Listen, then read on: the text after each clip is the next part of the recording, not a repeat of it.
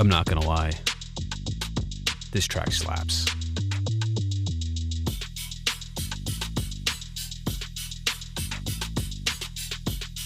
Welcome to the live stream. If you're here already, I will be with you shortly.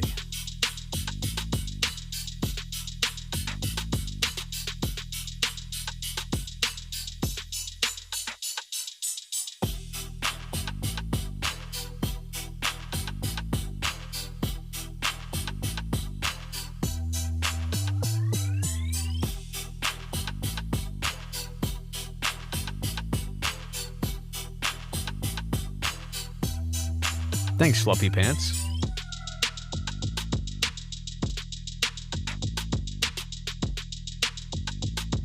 That was definitely a big trial, by the way.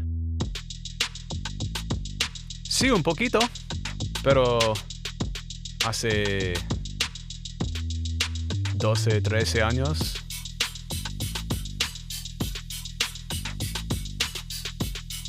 I know, right? I just decided to go live. I'll be on camera in just a second. Hello, James. Hello, Kenneth. Hello, Sharks fan 8080.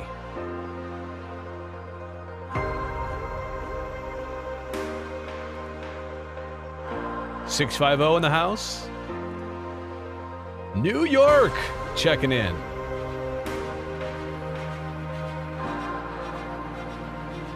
Only a little bit.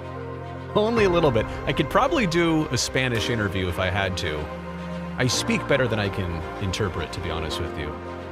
Here comes the drop.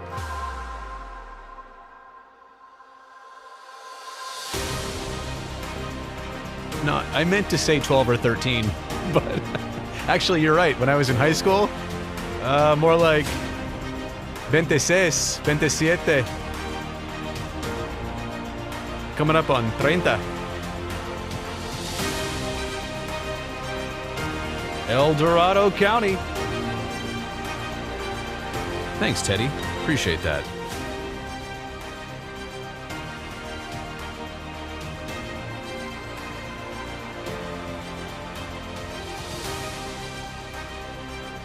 Is that true, by the way? I saw he was trying out. Is Phillip Rivers actually going to be back in the NFL? Craziness.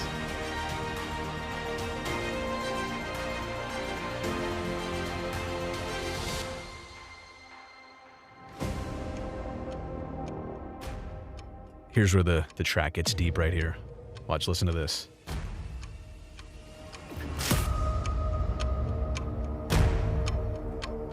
You're watching a live stream. It's about to begin. This is getting scary. Oh my goodness.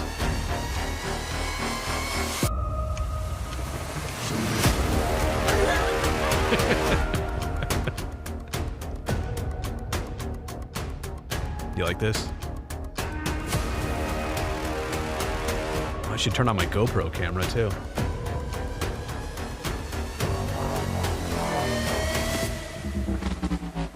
Whoa, whoa, whoa.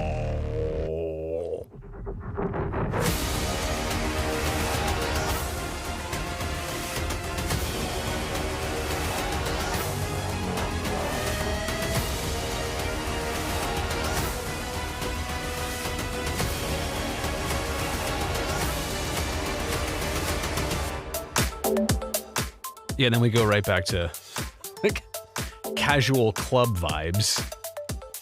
So I just turned the GoPro on. I didn't have this on before. Is the camera still framed up? I have not used this camera in a very long time. I guess we'll just start the live stream. Here's a good question. Are we gonna get "Here's Brody Brazil"? No, you're only gonna get me saying it. Actually, I don't think I have that programmed into the soundboard. The one thing about this home studio, or I should say like versus my other office, which I edit stuff in, I don't have a soundboard set up really here. I don't use a lot of sound effects. So in my office I have one, but not here in the home studio. The shock look, here it is. All right, good question here for all you Sharks fans out there. Is Colin Graff the new Logan Couture? Colin Graff might be the new Joe Pavelski. Not taken well at all in the draft for Colin. Joe Pavelski was a low draft pick. Joe Pavelski could kind of do it all. Penalty killer as well for Colin Graff. So love Graffer's game. I realize a lot of people here on the YouTube aren't Sharks fans. Yeah, I get that best of both worlds situation. So many people know me from all the years of covering the Sharks and now working for the Sharks, but a lot of people here on YouTube are like, wait, you do what? So it gets very specific. Oh, here we go. Colombia, South America. Love that. So you're close to Brazil. You're closer to Brazil than I am, and you're watching Brazil. How lucky are you? Did I get your voicemail? I may have. Honestly, we get a lot of voicemails. Thank you, everybody who calls in to 1-833-4-BRODY. And I'm not actually going to do call-ins here on this live stream. That number is set up. I can switch the number over to take calls live, but I'd rather just leave it on the voicemail thing, and it's cooking on that, so I don't want to interrupt that. We got a Panthers fan here, but also rooting for the Sharks. I like it. I like the two-time consecutive defending Stanley Cup champion Florida Panthers who have a fan that also likes the Sharks. Do I ever see the Giants and Jets leaving the Meadowlands? You mean leaving MetLife Field? Are you old school calling on the Meadowlands? Probably not. But I do see so many field problems. How many injuries have we seen at MetLife Stadium? Year after year, and I did a video on this a while back. Excuse me. They have since changed the turf multiple times over. So what is it? Like, what is it? Is it the subsurface of the field? Like, what is it about MetLife Field that so many NFL players get hurt? Home teams, and I say home teams like Jets and Giants, and road teams, visiting teams that are playing both of those clubs. Do I have ads within the live stream? That's a good question. I mean, I think the channel might be playing some at some point eventually. I don't have any physical, technical control over that. It's all set, I think, in the settings, and it might happen. You might see an ad pop up, but I'm not going to play it. I'm not going to do any advertising here. Oh, I take it back. I am going to promote something. I am going to promote. See, usually I'll just have a drink here on the live stream. Today I'm going to have a drink, but it's of the non-alcoholic variety. Fieldwork Encore. Their take on the hazy IPA. And so, I'll be honest, I've been drinking a lot of non-alcoholic beer lately. This is my first try at it. The Fieldwork. Ooh. And it's clean, but yet it's got the hazy beer taste. It's not going to have the effects of like a double IPA, a hazy double IPA that I might enjoy like actually later tonight in real life. That's pretty good. Fieldwork Encore. That was like very refreshing. See, what I've been having a lot lately is, I want to have like a beer. There we go. I didn't want the beer to fly out when I was going to fix the can there. A lot of times at night, I want to drink something. I don't drink soda.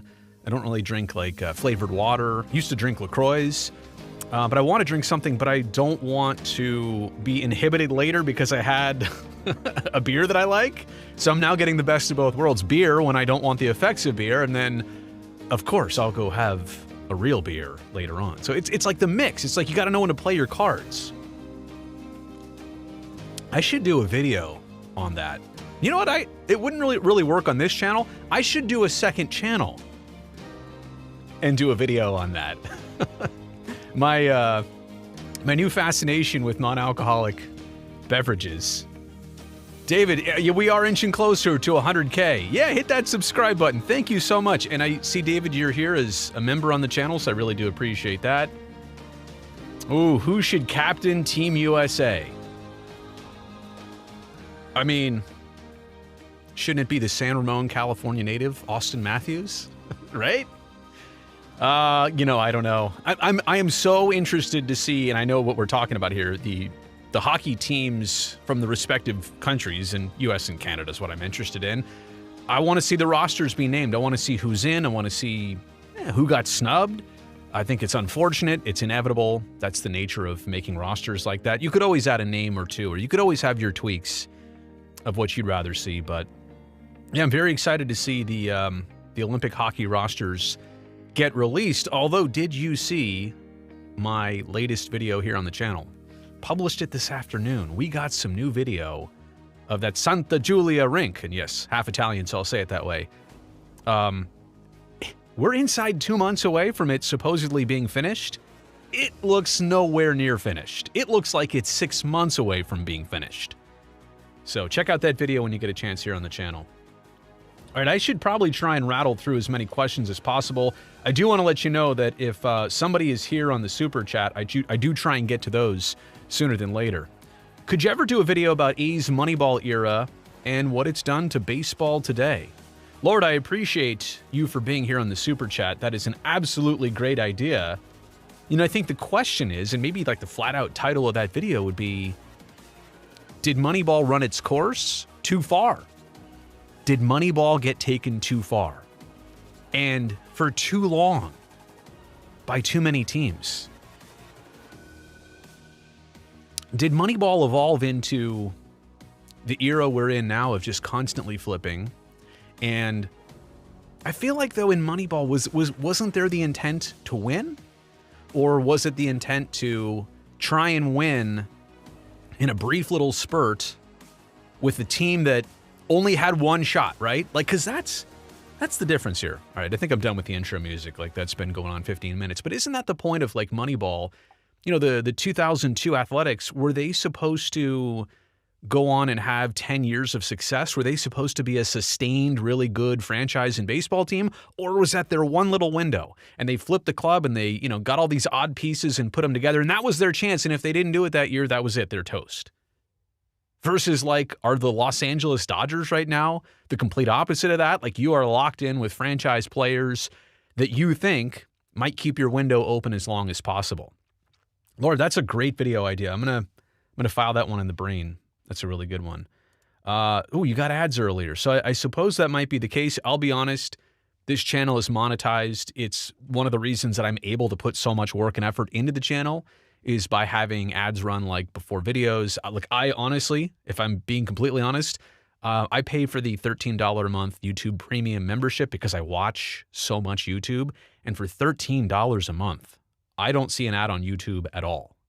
So I'm not going to like say, oh, you should be doing that. But, you know, if you think about all the other things you spend, and if you're somebody who watches a lot of YouTube, I mean, I think it's a tremendous investment. So I'll be honest, I don't see it. And if I don't see it, it's because that's just the way that I'm set up over here.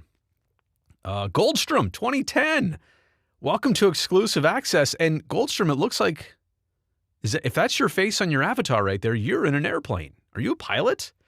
If you are, that's awesome. Welcome to the club, literally and figuratively, the Aviation Club and the YouTube channel. Here's a good one. Do I like fishing? Yes and no. I like the idea of fishing.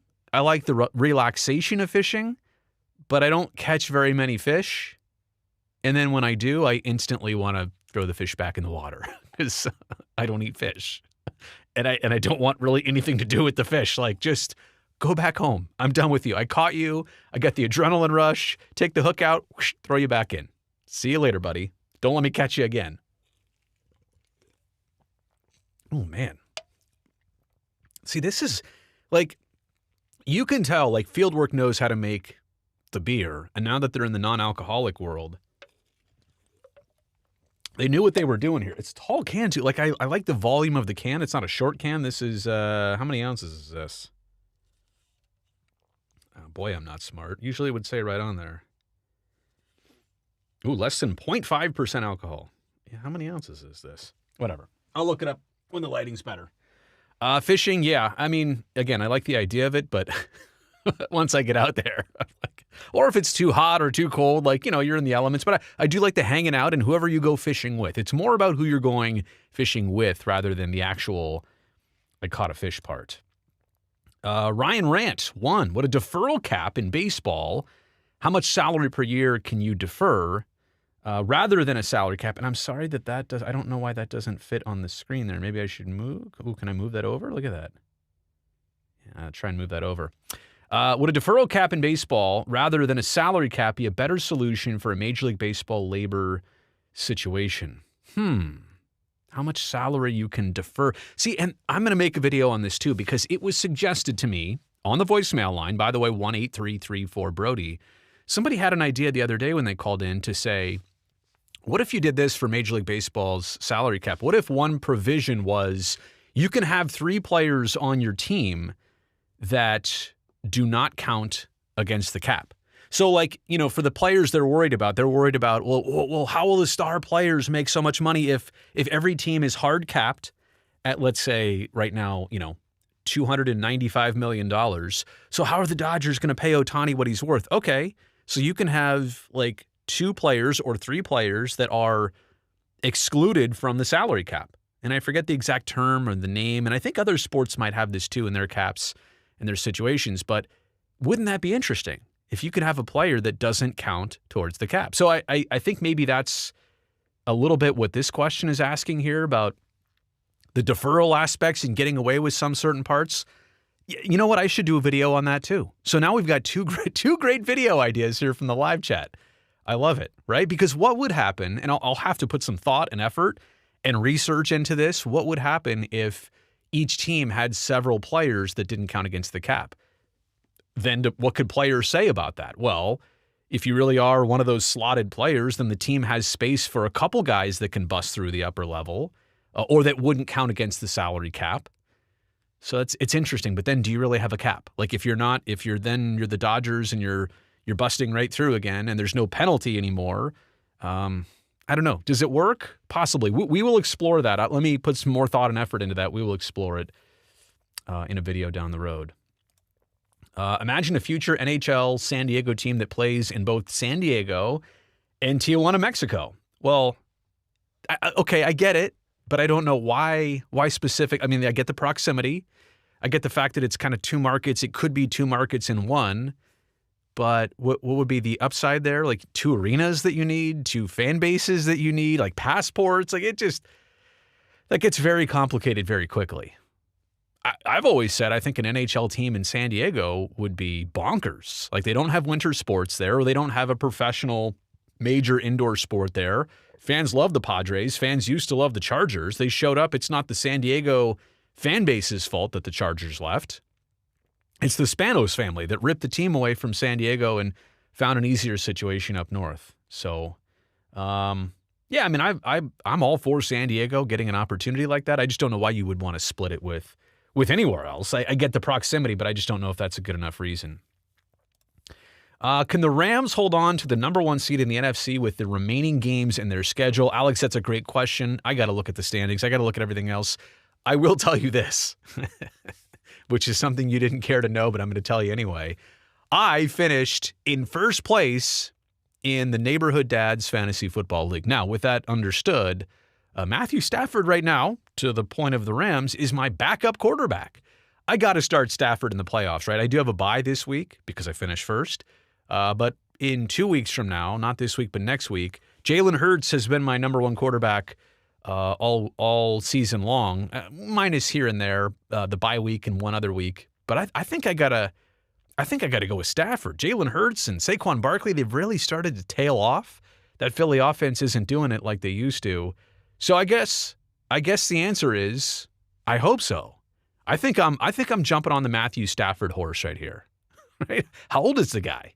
He's been around for a while. I think I'm jumping on. So I can't give you a good answer, but I'm going to say I hope for that. Will the new Rays stadium be on the Tampa side or the St. Pete side or somewhere else altogether? Got to be in the Tampa side. I've been hearing that they're kind of narrowing things down into Tampa like sites, and they're really getting into the weeds on the real details on Tampa. So I would hope that during the course of, they just took ownership, the new group just took ownership of the team. I would hope that within the next 6 months, maybe as we get into baseball season, they can have some site announcements once they get the season rolling. This could be a fun season for Rays. You get to go back to the Trop, which I get it is not, it's not your forever home, but at least it is a home. And you kind of start to get to say goodbye to it. You don't have an ownership group that everybody's upset with anymore. Like this is the start of the next chapter for the Rays. And so If they were to get a stadium announcement during this season, like the first half of this baseball season, or a site location and some renderings to go with it, fans would go absolutely nuts. Sober Carpenter non-alcoholic beer. Sober Carpenter. You know, I thought initially I was like, Sabrina. Wait, is that her name? Sabrina Carpenter? Am I right? Is that right? Somebody help me out in the live chat. This is the problem when I do a live stream. I don't have anybody to bounce it off like instantly live. It is Sabrina Carpenter. I thought that's what the comment said at first. Sober Carpenter. Okay, I'll definitely give it a try. What's YouTube's ads built into the live stream? Okay, well, that is what it is, and I apologize for that. Like I said, skip them. You're welcome to skip them. Oh, intro's too loud. I apologize about that. Miss the Desert Dog drinking game. Yeah, so on Sharks broadcasts, and rest in peace, Arizona Coyotes, and I hope they come back. And I've covered that here on the YouTube channel, and it's not the only reason why I hope they come back. I think fans in the Phoenix metro area, they deserve to have a hockey team back. But we gave them on the Sharks broadcast, and Randy Hahn was probably the originator of this. I'm just riding coattails. We gave them the moniker of Desert Dogs, and every time you dropped a Desert Dogs on the broadcast,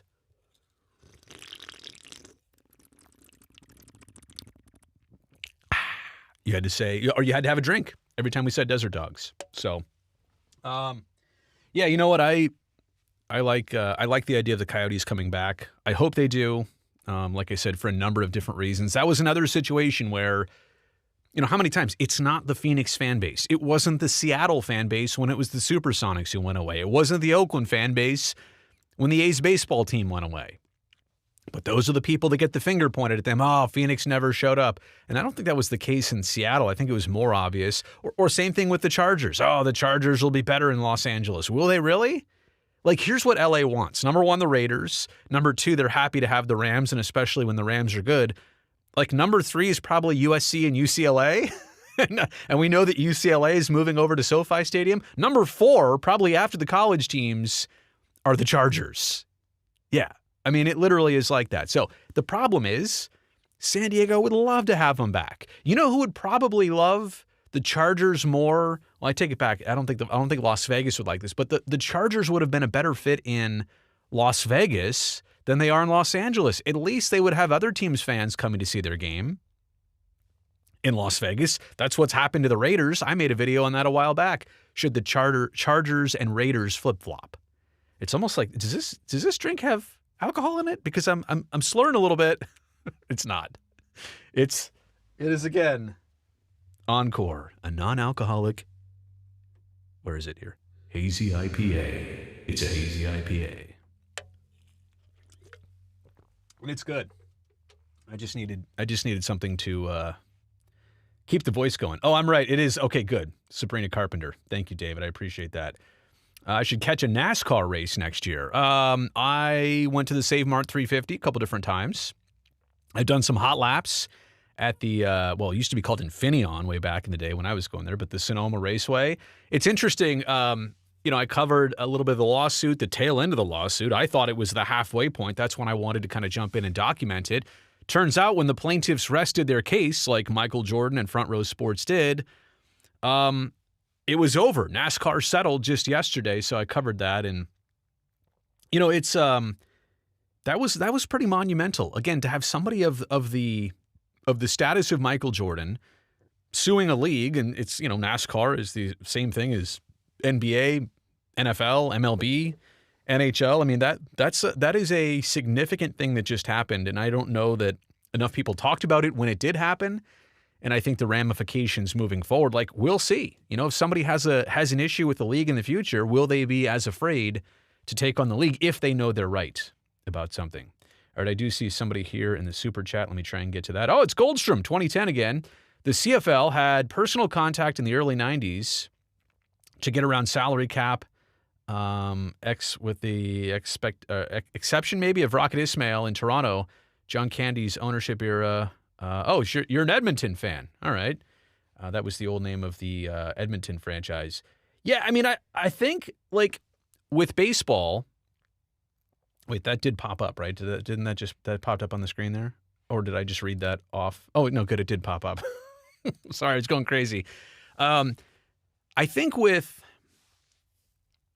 baseball, like I should really do a video on this to get into the creative ways to implement a salary cap, to do a hard salary cap. Like if that's what it really comes down to for the owners, if that's the only thing that's going to break it through, how can the players still win in that situation? And I still think a salary floor, like if we're talking about the top tier players who can't get that top end money because of the cap, right? That's what they're worried about, being up there. Okay, fine. Let's have some exception players.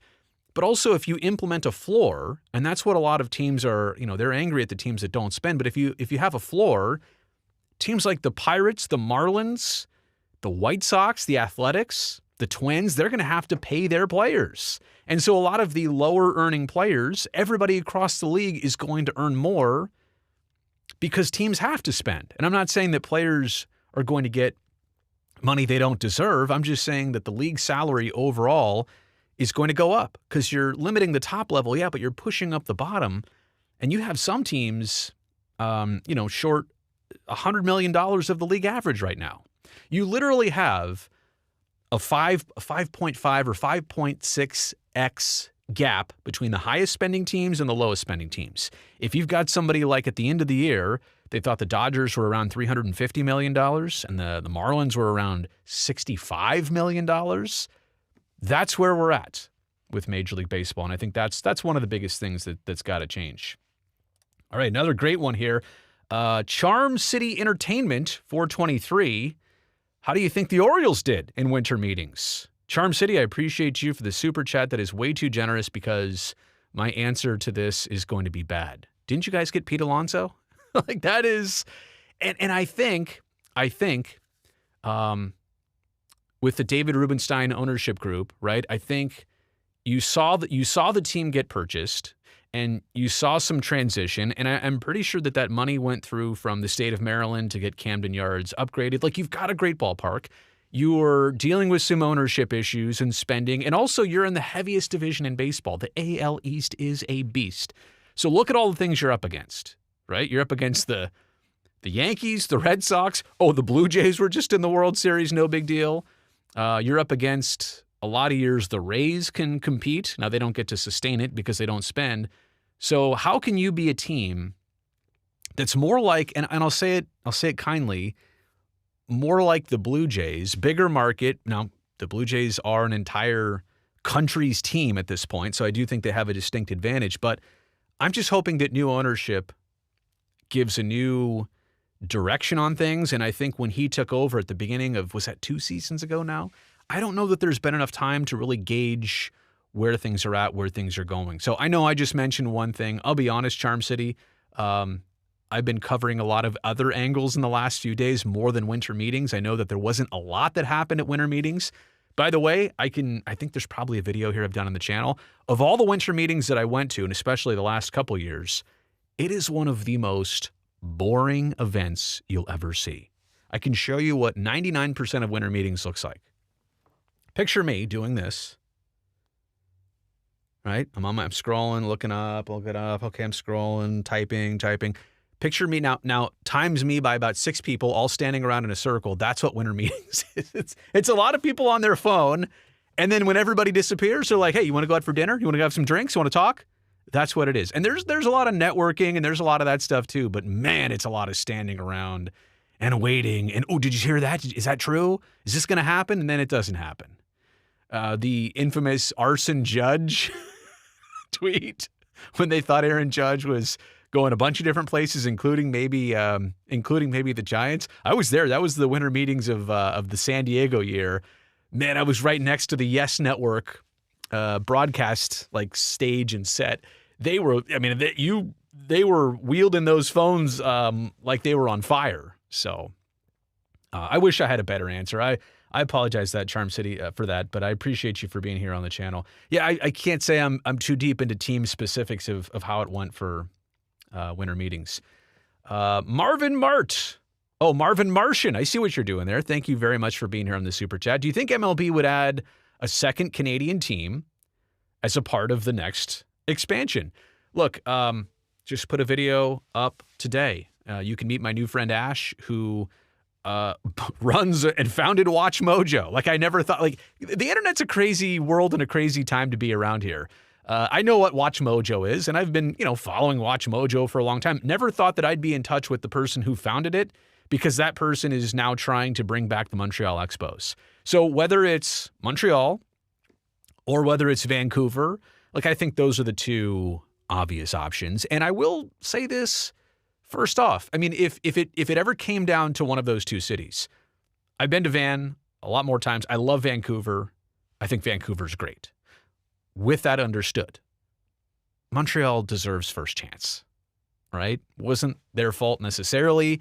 The fans' fault, the citizens' fault, the politicians' fault. I mean, that might be the case. But my point is, if you're Major League Baseball, and I hope it comes down to a new commissioner that might get to decide something, because I think Rob Manfred is still in that thing, and it wasn't really him who did that, but I'm saying that, he's got a built-up defense mechanism towards places like Oakland or places like Montreal. No, we won't go back there. I think you need a new person with an open mind and saying, hey, maybe we did mess up there. Maybe we should go back there. Maybe we want the French-speaking population and the connections to Europe and overseas, and maybe this is more of a global connected city in Montreal.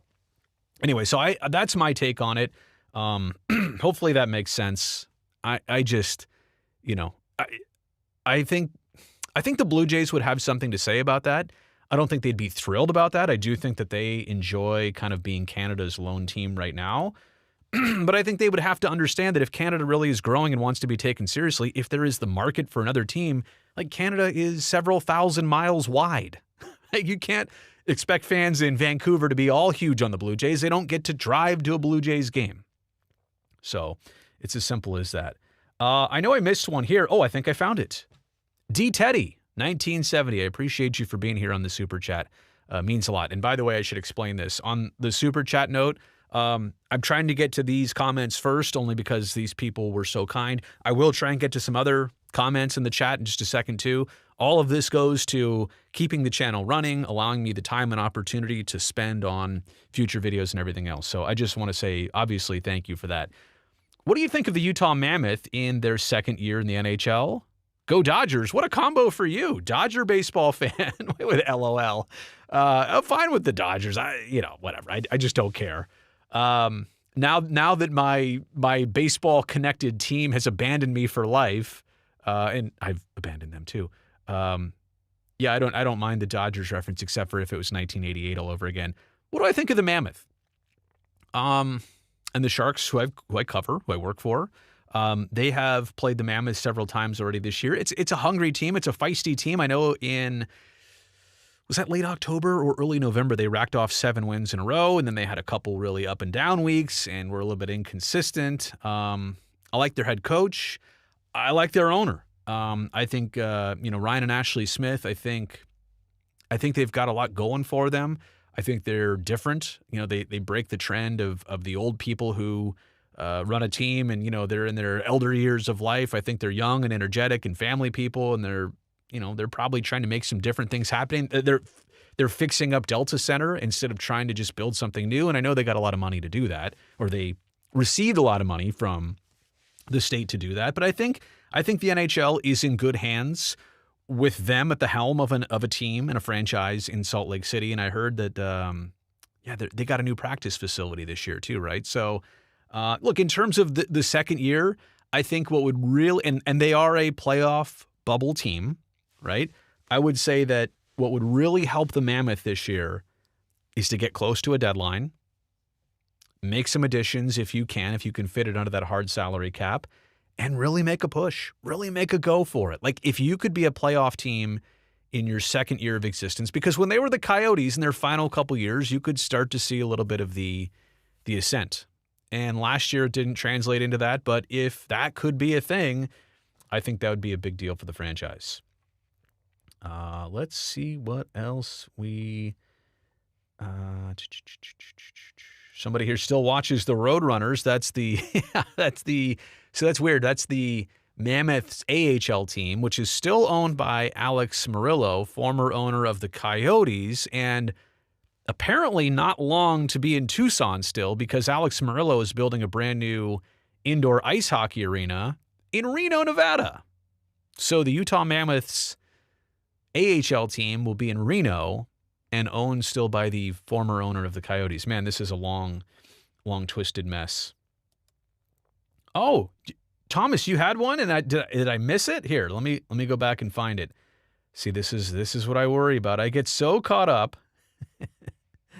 I missed a couple here. Okay, let me do this one first because I see this.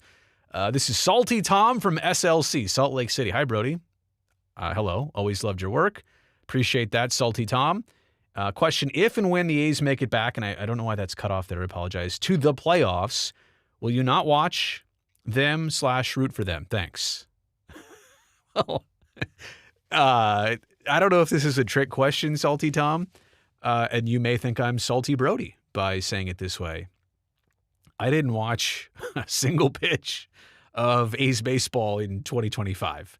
And unless there's some mistake or by accident in 2026, it's probably going to be the same thing. How do I say this? If pizza just gave me food poisoning, I don't know that I'm really hungry to go have pizza again. I'm hungry for other things. I want a taco. I want a sandwich. I want, you name it. Burrito, pizza. Did I already say that? Oh, no, wait. Pizza gave me food poisoning. You're right. Bad analogy. If pizza gave me food poisoning, I don't want to go back to pizza. So that's basically what's going on here. I just don't have the appetite. I don't watch them. I just don't. Is it me being salty? Is it me being bitter? Or is it me just losing so much interest? Probably that. And I can't see a reason, unless things dramatically change and do a hard 180, like the hardest of hard 180s, I don't see any reason why that's ever going to change for me. Even if it changes 45 degrees, one way or the other, that's not enough. 90 degrees, not enough for me. It's got to do a complete 180 for me to care. So I guess maybe by answering question number 1, I guess I'm by default answering question number 2. Yeah, playoffs or not, I mean, it could be a World Series. I might have to watch then because now we're talking about, something at the pinnacle of baseball. It matters to being a baseball fan. But do you really think that they would get to a World Series? Even if they had the best build ever here, you got to pay, you got to spend, you got to have some free agents. You can't get to a World Series with a draft alone, right? And prospects alone. It doesn't work that way. At some point, you've got to take your internal pipeline and bolster it with free agents surrounding it. Do you see them doing that anytime soon? And I guess that's a rhetorical question. Gosh, I am so sorry here because I know there was one that apparently I missed. Did I see the news that Josh Allen and Haley Steinfeld are expecting? No, I did. I feel so bad. I had to ask my wife the other day, who's Josh Allen's... Are they married? Or are they just boyfriend, girlfriend? I don't even know. I said, who's his person? So she filled me. Oh, there it is. Thomas, I found it. Have you thought about a studio tour for at least the members of the channel? Or is what we see on the live all there is? Well, I mean, I'll give you the cheap version of it here, Thomas. This is it. It's just a small room. Now there's some more over that way in the room, but no, I think a lot of people, if you were to come here right now and be in this room, you'd be like, that's it? And the way the camera is framed or set up over here and the way all this is, and I mean, look how, like on TV, this probably on, camera looks far behind. Look, I just moved that. That wasn't good. All this stuff is literally right here. The plant behind me is not far behind me. I mean, it's a very tight, small space. What you see might feel big and deep, and it's designed to be that way. I've lit it that way. I've got some lights from up above shining down. I've tried to make this feel bigger than it is, but in reality, this is a very small room that I'm in. So it would be unimpressive to you. So the answer is I should do something like that. If you want it, I'll think about it. I try not to make anything ever members only, like it stay that way permanently. But I'll tell you what, with the holidays coming up, and with knowing that there's just going to be some like slower days on YouTube in general, maybe that's a great video to put out on a slower day, but it's also kind of a treat that everybody can maybe get to see. So Thomas, I appreciate you being here on the Super Chat and appreciate the interest in in a topic like that. Jack saying, hi, Brody, do you think, or how do you think fans would react if the Stadium Series were to go abroad? Would love to see more games like the Tahoe one, but don't see it like happening. I think I understand that. Hold that thought. I would say there's two things going on here, Jack. Sorry, as I go back to my, I keep denting the can and then I dent it back and I'm worried about, and whatever. Fieldwork non-alcoholic, Encore, great cans, by the way. They really do great artwork on all of their cans. Two challenges. Number one, international games are hard enough already. Like, you've got to go to an arena that needs set up. You've got to travel 2 teams. You've got to travel a bunch of extra people. They typically play 2 games to make it worth all the travel to, like Australia or Europe, or I would like to see more Asia games, I feel like. That's one thing. And the Sharks, I believe, in the 90s played a game in Japan, but I think that was an exhibition game. That does seem kind of like the one part of the world where the capability of pulling that off might be there. But again, how many arenas and ice rinks do they have? You need some sort of baseline. But I see what you're saying, like you're saying an outdoor game, but then you'd have to bring your own rink. Maybe it's better that way. Maybe you go to a big outdoor Japanese stadium or venue, or one of their baseball stadiums. They've got some great baseball stadiums out there. Gosh, and I forget the name of the one I've seen where it's kind of a rectangle and it's a retractable roof and it's only a couple years old. It looks really cool. So but the problem is you've got the international travel aspect of it, like which the league already deals with.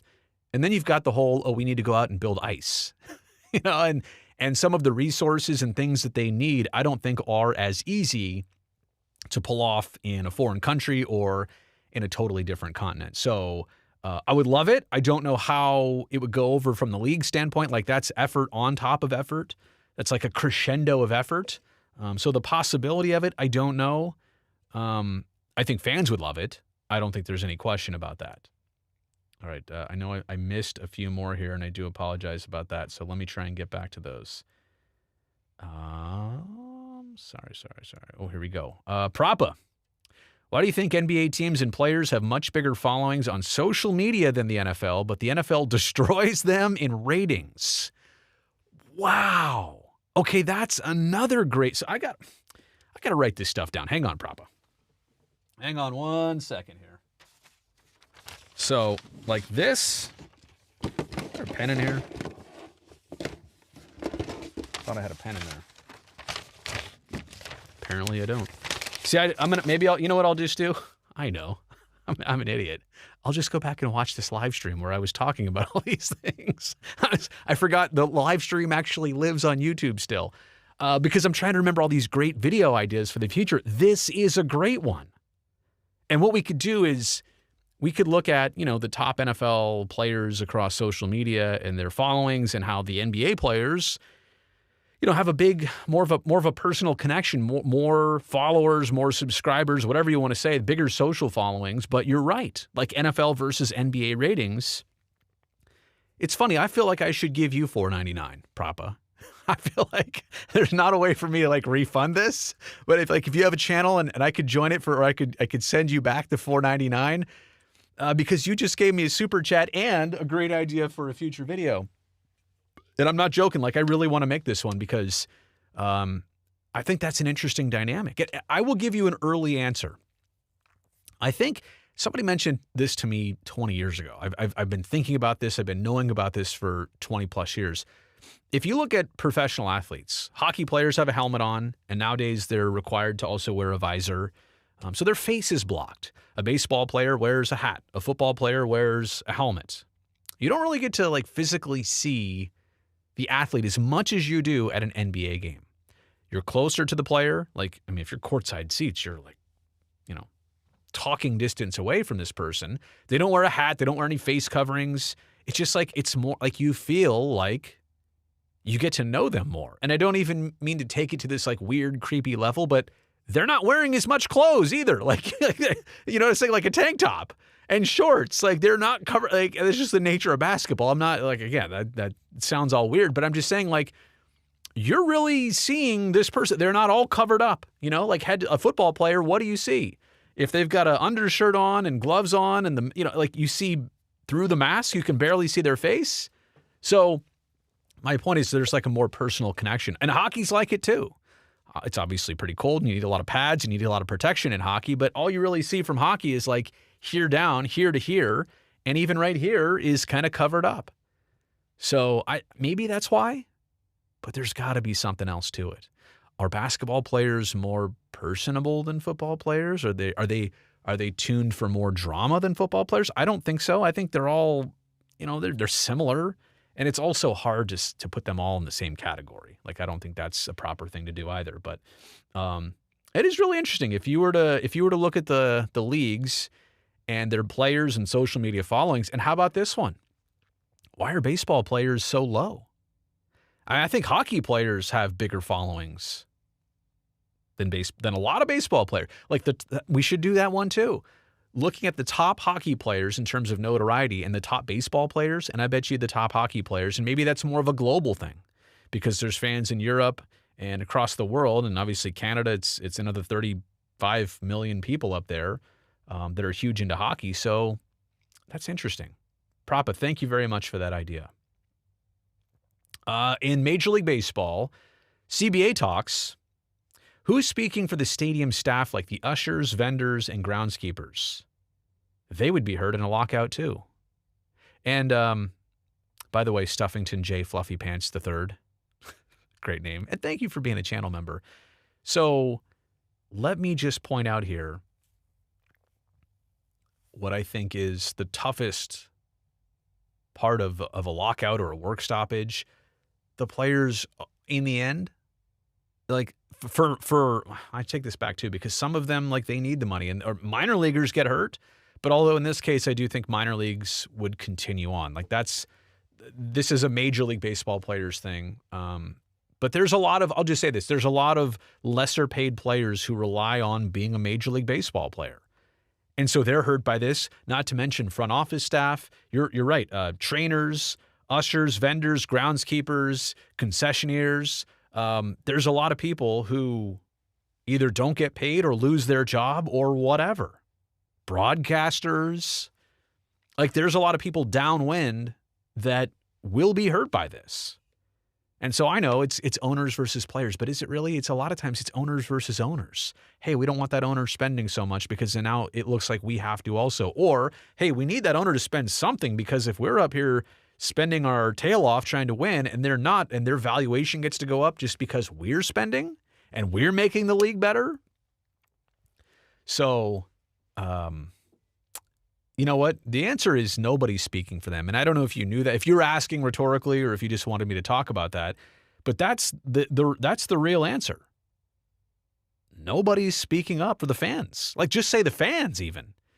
But the fans don't have, I mean, look, if I'm Brody fan of Major League Baseball and there's no Major League Baseball in 2027, well, I lose out on getting to watch games. Darn. Shucks. And it's bad. I'm not saying, I'm not diminishing how fans should feel. But let's say that you, in your job, you work in Major League Baseball. And now you're being told, hey, we don't have a job for you, or we can't pay you at all during this time because, we're going through the lockout, we're shutting down. Uh-oh. Like, now that's your livelihood. So being a fan and having your livelihood about it are two totally different things. But I think that's the point right there, is that it's very difficult to have anybody represent the fans in all this.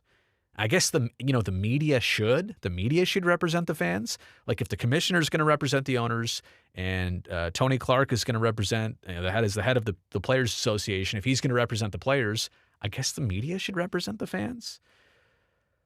But anyway, that's that. Salty Tom is back. Okay, so we were talking earlier. Salty Tom asked if I would watch A's games if they were ever in the playoffs, and Salty Tom says, I respect your position about the A's, Brody, but the A's are too important to me, and I don't want to give Fisher the power to destroy my A's fandom. You know what? I respect that you respect my opinion, and I also respect your position too. And I hope you've heard me say this before, Salty Tom. There's no playbook for what's happened here, and really because the Expos did happen, but it's a little bit apples and oranges and who did what, how this all unfolded. So I would never sit here and tell any fan, formerly of the A's or still of the A's, I would never tell you what to do, how to operate. The only thing I would ask is that you have the ability to explain it to me. Like, to your point, and you just did. Like, you gave me the answer. Because a lot of times I'll ask some, they'll say, yeah, I'm still an A's fan. And I'll say, what is it about it? I don't know. Oh, so you're just doing this out of habit and repetition? You're basically saying that you feel a connection to this franchise and its history, and it's greater than the current ownership. For me, it's not. Like, for me, as long as it's like this, and for what happened under this leadership, ownership, tenureship, whatever, that's enough for me to just say for right. And like I said, if they were to do a hard 180, the hardest of hard 180s as a franchise, of course I'll consider anything. I don't hate the colors. I don't hate the logo. I don't hate the mascot. You can figure out what I'm not a fan of. Pretty simple. But like I said, you were able to explain that for yourself, and that's the part that I definitely respect. Okay, I think we have. I don't want to miss another super chat. See, now I'm so nervous about this. Kenneth, thoughts about the Raiders? Can they be fixed? Yeah, they can be fixed. They can be moved to Los Angeles. I mean, look, it's even watching Pete Carroll on the sidelines. You're like, does this feel right? And I think as much as we can separate football decisions, right? And there have been a lot of rough football decisions for the Raiders in recent years and now recent decades. But it's all that. Plus now they decided to go to Las Vegas. Great. You got a brand new stadium. Great. You hosted a Super Bowl. You've got the whole town to yourself. Do you have a fan base there? Like if the Raiders hosted a Super Bowl parade because they won the Super Bowl, I don't know. Do you just do it down the strip? Whatever. But how many people would actually show up from Las Vegas? Now you got to have fly-in people to come to your Super Bowl parade. The Raiders are a regional entity. Don't get me wrong. The Raiders, as a franchise, have a ton of fans. I see them here in the Bay Area still. And that's another one. That should be another video we could do. Like, what if you're from here, why? Like, again, if you've got a reason, I'll hear it out. But even the fan base thing, like the decisions to go do that. I'm not here to make this a diss video on Mark Davis. I'm really not. But like, it starts somewhere. Right? It starts with those type of high-level decisions and doing this, and then like welcoming in Tom Brady as whatever he is.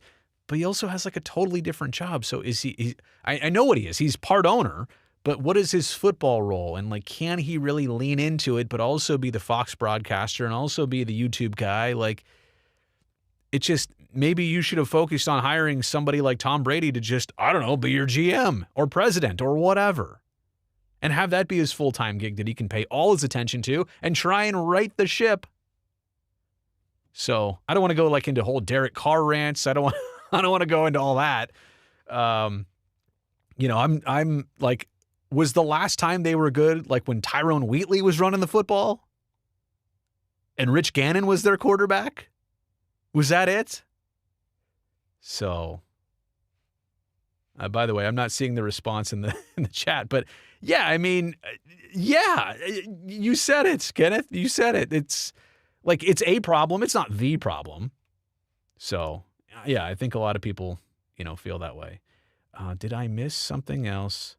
Oh, Lord, let me go back and check. Thank you for that. And if I miss you in the super chat, what happens here on my screen is that it pops up and then it kind of goes away for a second.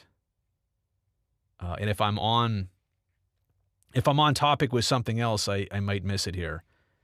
Don't see it. Stadium Series. Oh, see, here's another one I missed. Road Trip Channel. And I hope you're still watching. I apologize if I missed this. By the way, I'm going to stay on here until about 4:45 California time. So at least another 10, maybe 15 minutes total. I'm going to try and get to some more. So if you got one, fire it in right now so I can get to it.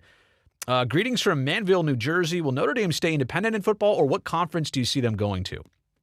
I'm going to be honest about specific conferences. I don't have a gut instinct on where they might land or who might be able to take them in, or if there's even that option or reason. They've gone so long being independent that now we're at this interesting stage of like, well, they also, by the way, didn't they get a guarantee from the committee that if they were a top 12 team ranked in the future, that they're automatically in, right? Because that was kind of the deal of like, wait, we've been ranked, Miami. We've been ranked above Miami all year long. And then at the very end, you flip-flopped us. So wait, was it? I just did the video the other day. Who did they lose to in week 1? Am I losing my mind? I better check the live chat for the answer. So somebody's going to help me out. Oh, and I also missed another super chat. Okay, hang on a second. Anyway, bottom line is, and trying to get to this as best as possible, I think it is in their best interest to protect themselves if this really is going to be a college football playoff format. And if what league you're in depends on who makes your schedule and the strength of schedule and other teams you play, and if other teams get in and you don't, like that is the whole dilemma at hand here. This makes it so much more simple, so long as you're an outlier, so long as you're somebody who kind of lives in a different world and lives in this like different gated community, and then you want to come in and join the party, they're always going to have this issue. So if they have any intent on avoiding this for the future, they are best off in joining a conference. Whether they'll do it or not, I don't know, but I think they should in football. I don't think it's in their best interest. Like the landscape has changed. Maybe in the 90s and 2000s, this was the way to go. You got your own TV deal, you're on NBC, you pick your games and your nights and whatever. But here in 2026 and beyond, I think the best case is for them to join a conference. With the Commanders, Adrian, I finally found the super chat, and I apologize for missing that. By the way, if I've missed your super chat, please try and let me know, and I'll go back and find it. And it's not I've messed up, so please do it because I'm the one who screwed up here. With the Commanders' new roof stadium opening in 2030, maybe, I know they're tearing down RFK, what are the DC Super Bowl hosting chances? DC has hotel space, convention center, large transit. Look, I made a video on this recently, Adrian, and I hope you'll go check it out after the stream concludes here. Like the future landscape of Super Bowls is bound to look a lot different here. You've got the Bears hoping for a new stadium, indoors, by the way, with the roof on it. You could never host that in February outdoors in Chicago. Same thing with the Cleveland Browns. The Denver Broncos are looking for a retractable roof stadium. Interesting that the Bills are building, it's almost done, an outdoor stadium. It's going to be hard to put a Super Bowl in Buffalo in February for obvious reasons. The Titans are getting a brand new indoor stadium that's opening up, I'm going to say after next season. So new Nissan Stadium. So that's Nashville is almost a slam dunk for hosting a Super Bowl. So DC, I'm say all that to tell you, yes, DC is very much in that same conversation. I think that you're going to see a lot of new Super Bowl entries. It's not just going to be Arizona and the Bay Area and Southern California and Florida, all the places, the Superdome, all the traditional places. I really do think we're going to see some diversity there in the brand new places. Salty Tom, thank you very much for all your contributions in the super chat. And a game recognized game. I get it. You can have your opinions, and I won't hold that against you. No doubt about it. I really do appreciate it. Here is one that I don't think I've gotten to yet. Okay, I see a couple more here. Garrison, hey, I got a question for you. Do you think the ticket prices would change for baseball because of the lockout? If you are saying, and I think I'm interpreting this right, Garrison. Man, that bugs me that the text gets getting cut off. I think what you're saying is after the lockout. Now, it depends. Are we talking about missing a couple weeks of a season? Are we talking about missing 3 days of a season, 3 months? Are we talking about missing an entire 2027? Because if you're going to miss any significant period of baseball, like these are all losses that the game is going to incur. Ratings are going to be down. Attendance is going to be down. I remember the strike was at 1994, and they just stopped mid-season. Now, that was the players doing, and they just stopped, mid-season. It was very rough how that unfolded, but it took several years for people to give a rip about baseball again.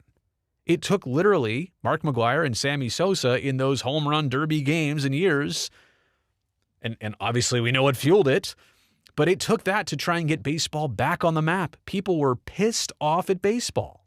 So yes, I do think that you would find deals to be had for fans if they were inconvenienced with the lockout. I can't speak, obviously now they want to make a bunch of money afterwards, but I would think, to your point, you make a great point here. I would think that would definitely be the case. Jordan Paley, do you believe college athletic departments will start requiring contracts to mitigate the transfer portal each year? Hang on a second. I think college sports, like a bomb just dropped on college sports. Of all the things they can do now, and people are scrambling, they know most of the rules, but they don't know all the rules, and some schools are bending the rules, and wait a second, like, how do we navigate this? How do we pay for all this? A lot of this stuff is going on, and one of the things I know they've got to figure out among, like, what do you do with a coach who wants to finish off the season like Lane Kiffin, but also wants to leave at the end of the year, like moving championship games up and not waiting a month and a half to play your bowl game, all that stuff. But I do think that in terms of these college student athletes now being semi-professional, or are they professional athletes? Yeah, there should be something baked into contracts for them. They should be signing contracts with actual rules on the transfer portal. And also, if you're signing a deal with a school, like, what does it mean? Does it mean that the school's going to keep their head coach that you were recruited by and you signed up to play for? Because coaching changes happen in professional sports too. That you're a professional athlete now. We're not doing any favors here. You signed up. We're paying you. Do your job because we're paying you. But also, like, the fact that they can't utilize the transfer portal. They can't just decide that, wait, we're paying you and you also want to be a free agent? That doesn't work in pro sports. You don't sign a 4-year deal, right, with a pro sports team, and then 2 years into the deal, you're like, I think I want to be a free agent. I want to be in the transfer portal. And in this case, you don't even need to be traded by one team to the next. You're just like, I'm out. I'm transferring. See ya. So I don't even know that. So to the point, to answer this question, Jordan, it shouldn't even be the athletic departments that put that in the contract. There should be a universal contract that any college athlete signs that has all of this in there. They can change the dollar amounts, they can change blah, blah, blah, blah, blah. But in terms of solid framework for every single athlete, something in there like that. Something should be in there definitely like that. Okay. Let me make sure. Okay. Hopefully, Riley, did I miss your question? Hopefully, I can't remember which ones I just got to. Riley, if I made a mistake on that, please let me know what it was, and I'll try and find that. Tom, I already got his. I'm just going through the list here. We just did that one. Prices for the lockout. In one of your recent breakdowns, you mentioned advocating for an ASCII graphic like Urbe. Where's the petition so I can get that ball rolling? So the Mr. Tacitus Kilgore? Mr. Kilgore, I'll just call you Kilgore. Working on it. Internally working on it. I think I know all the right people. It takes a little coordination from the production side, the design side, the execution side.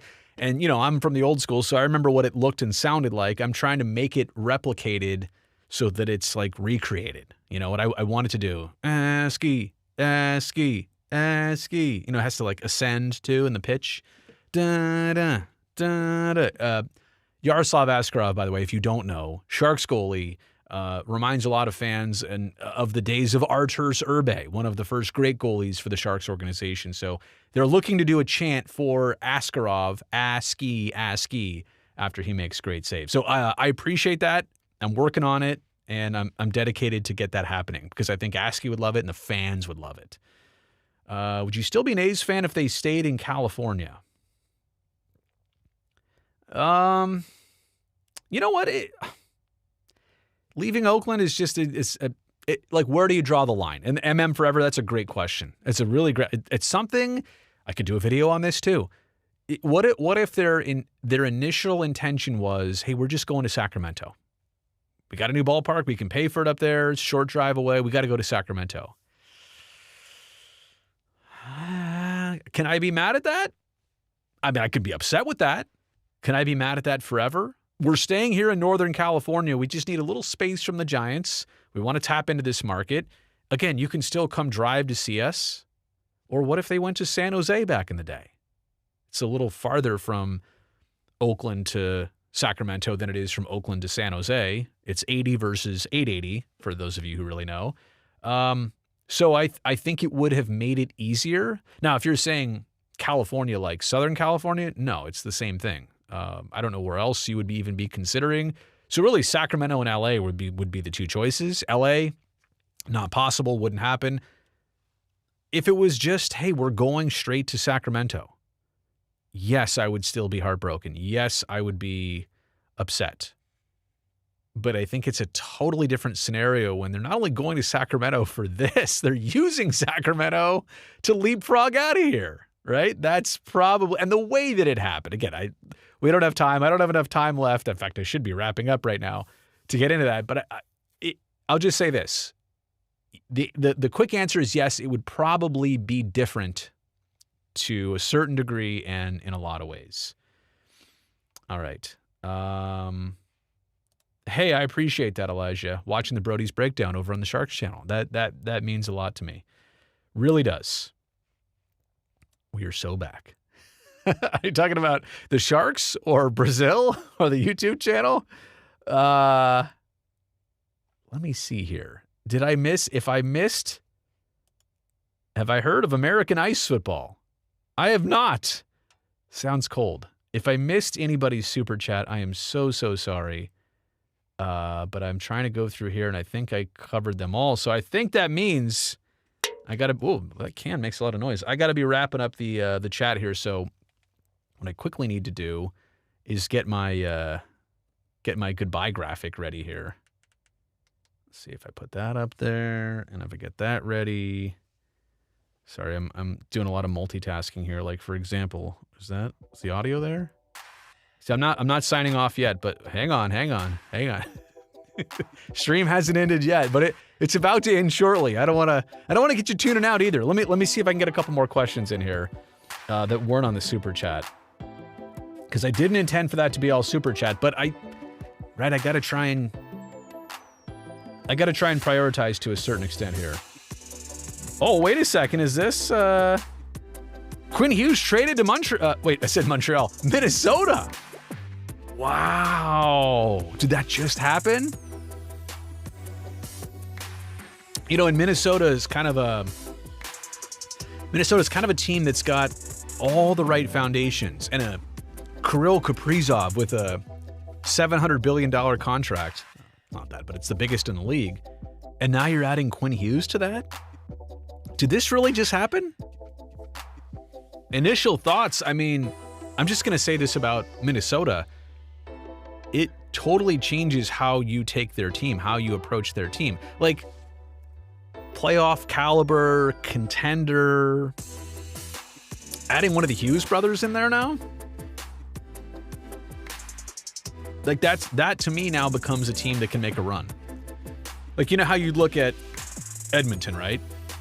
Granted, that's a different situation. They've been in the final, and they've been the bridesmaids for a couple years in a row. Just got reported by Elliot. Elliot, by the way, good dude. Really like me some Elliot Friedman. I'm trying to get him on the Sharks channel, by the way. We've been texting, but he's so busy, which I totally get.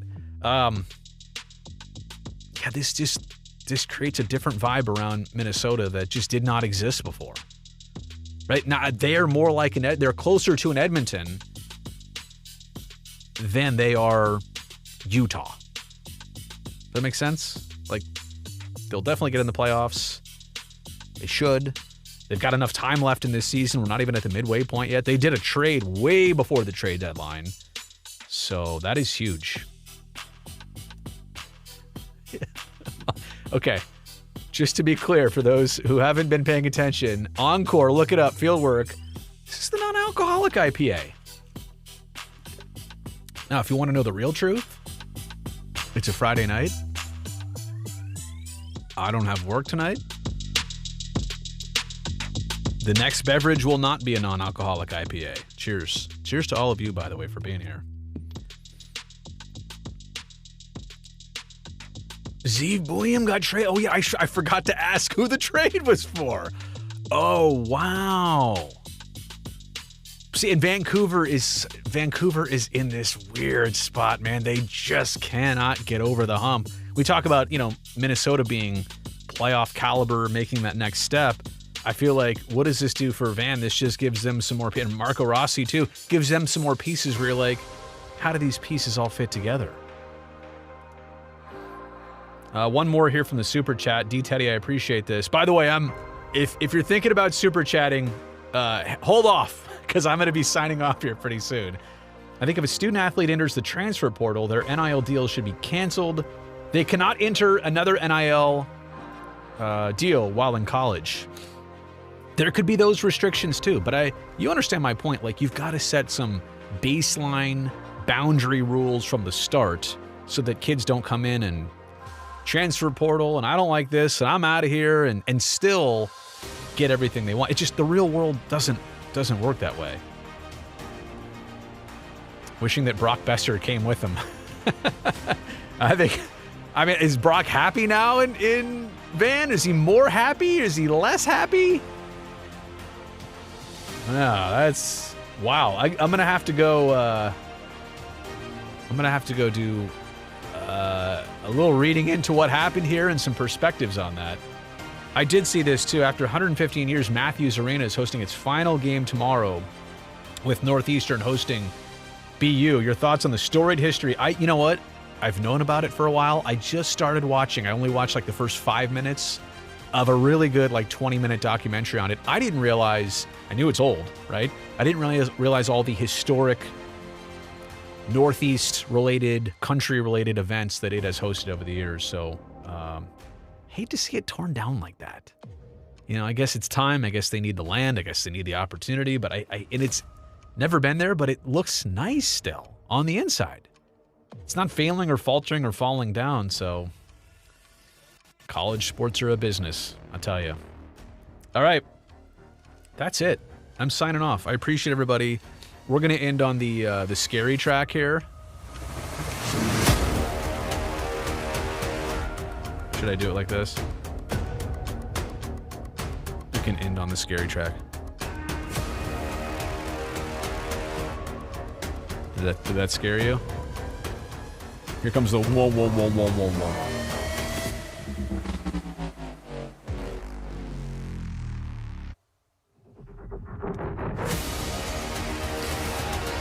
Okay. Having way too much fun with this. Look, I appreciate all of you for being here. Have a safe and enjoyable Friday night. Thanks for supporting the channel so much. I can't wait to do this again next time. Probably after the holidays, but I hope everybody has a happy holidays as well. Take care, everybody.